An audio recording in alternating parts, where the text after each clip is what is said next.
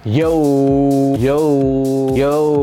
Yo, what's up guys? I'm so excited today kasi mag-unbox na naman tayo ng sapatos. So hindi na tayo mahilig sa music, sa gadgets, sa kotse. Mahilig din tayo sa sapatos. At itong i-unbox natin today guys ay isang classic shoes. So kung napanood nyo yung aking sneaker shopping sa Titan, maraming salamat. Ito yung sapatos na nabili ko doon. Pagdating ko, nakita ko kaagad siya and Instacap siya sa akin kasi isa to sa mga gustong-gusto kong makap noon pa. So, classic shoes ng idol natin. So, ano pa hinihintay natin? Tara, tignan na natin yung tinutukoy kong sapatos. Let's go!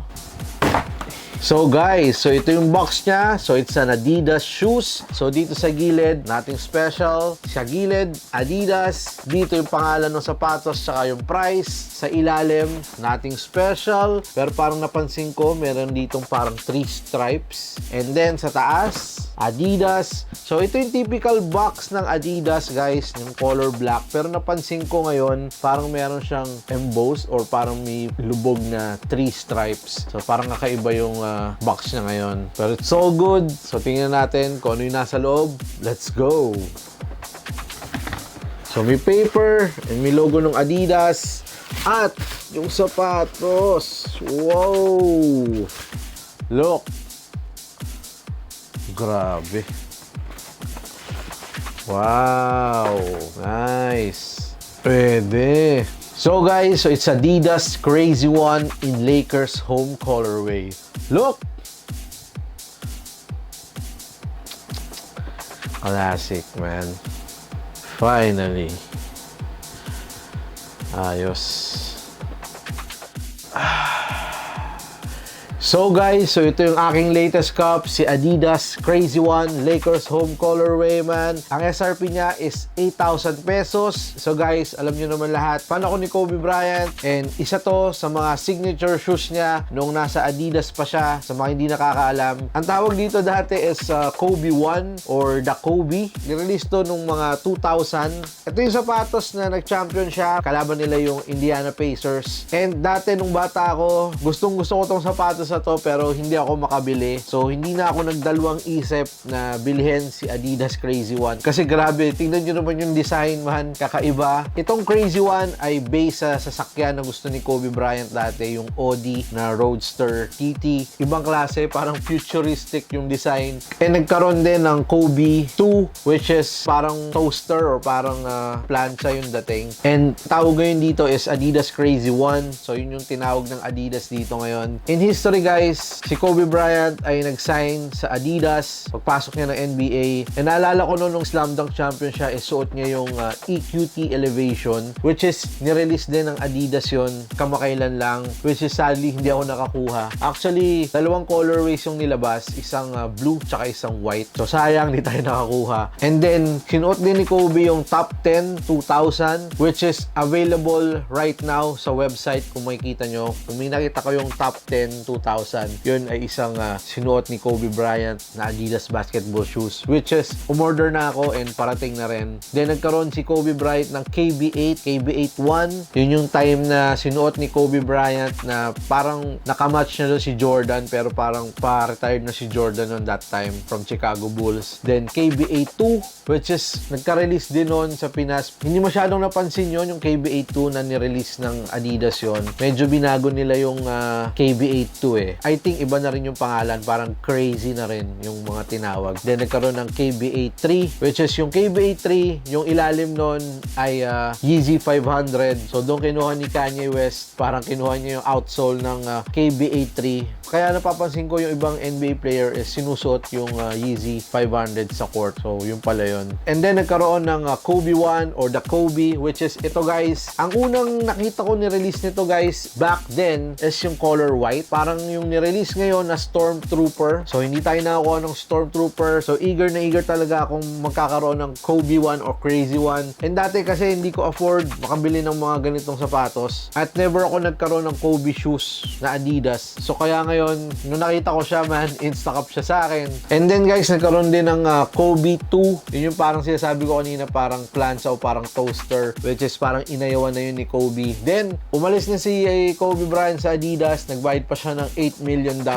Tapos hindi pa siya pwedeng lumipat basta-basta. I think 1 year bago siya makadeal sa isang brand. Naalala ko dati, iba't ibang sapatos ang sinusuot ni Kobe Bryant nung pagkaalis niya sa Adidas. So, mostly Jordans ang kanyang sinusuot. Jordan 6, Jordan 12, tapos yung mga Reebok ni Iverson, Converse, actually lahat trinay ni Kobe. Then, bago siya nag-sign sa Nike, and the rest is history. So, good thing na binabalik ng Adidas tong mga classic Kobe shoes. Sa mga hindi nakabili noon, I think mapupunta to sa aking koleksyon. Isa sa mga classic OG. Speechless ako nung nakita ko tong Crazy One kasi hindi ko akalain magkakaroon ako nito.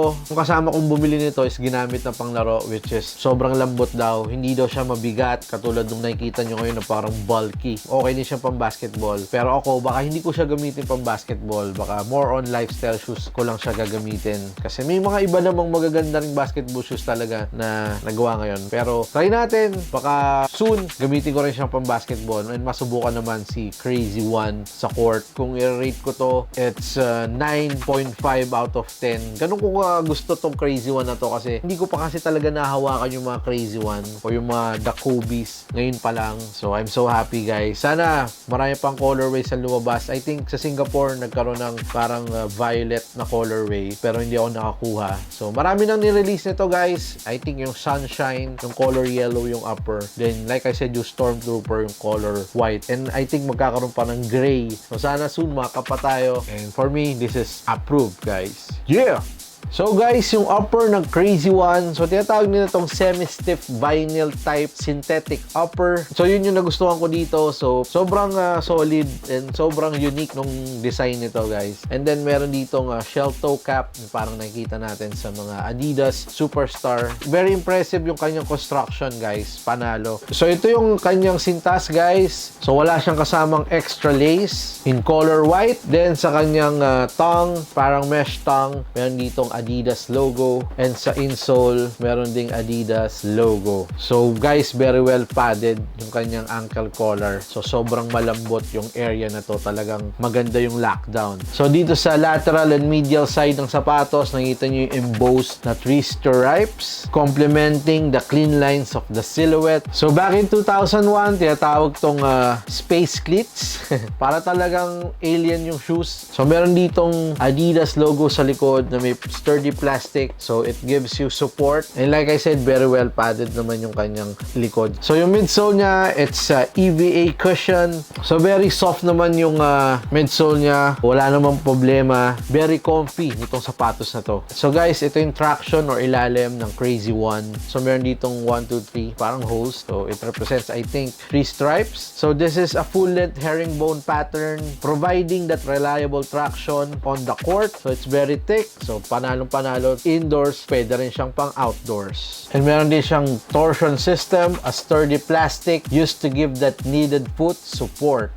So in terms of sizing, so kinuha ko si Adidas Crazy One on my true to size. So ang aking true to size pagdating sa sapatos is size 11. So sa size 11, wala naman ako naging problema. Although meron pa akong konting space dito, which is yun yung gustong-gusto ko pagdating sa sapatos. So some people can go half size down, I think. So kung ano yung traditional na Adidas sizing na kinukuha nyo, yun yung kunin nyo kung kukuha kayo ng Crazy One. And wala naman kayo magiging problema. It's all good. Kung fan kayo ni Kobe guys, I think dapat kayo makakuha kahit isa ng Crazy One. A memorable classic shoes guys. So hindi lang siya pang court, good for casual wear din. For me, great traction. So para sa akin, the best man, Kobe. So guys, so maraming salamat. So isang quick look or quick unboxing dito sa ating Crazy One from Adidas or the Kobe One, whatever you want to call it. Sa lahat ng subscribers na patuloy na nanonood, sumusupport dito sa ating channel. Maraming salamat sa inyo man. Salute! Like and subscribe kasi minsan namimigay pa rin tayo ng mga giveaways. And please follow me on Instagram for more updates and details na ating mga stories, posts, giveaways at kung ano-ano pa. And please like my Facebook page kasi nag-upload din ako doon ng mga videos, giveaways, stories at kung ano-ano pang mga trip natin. So sana supportahan nyo ako guys sa aking mga social media accounts. Maraming salamat. Kita-kits tayo ulit sa susunod na video. So peace. I'm signing out. Adidas Crazy One. Brap! Kobe!